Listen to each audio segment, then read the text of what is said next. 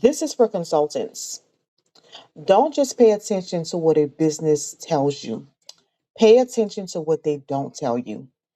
I was in a meeting with a company generating roughly about $35 million annually.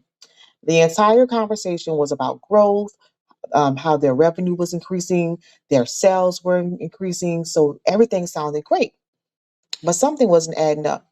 They were struggling to extend a relatively small line of credit.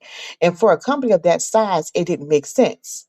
And what I always say is when something doesn't make sense, it's because it doesn't make sense. So the conversation continued, and I kept feeling like I was missing a piece of the story.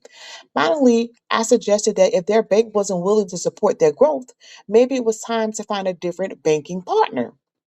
And then that's when the president of the company said, our previous bank dropped us after we ran into financial trouble several years ago. And Bank of America was the only bank that would take a chance on us. I was like, wow. And suddenly everything made sense. They had spent the entire meeting talking about where the company was going, but it wasn't until then that I learned where the company had been. The line of credit wasn't the issue, the company's history was.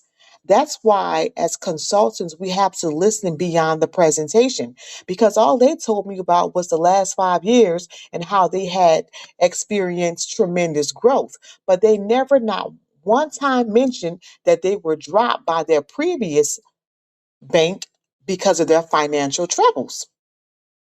So just realize sometimes the most important information isn't what the client tells you, is what they leave out.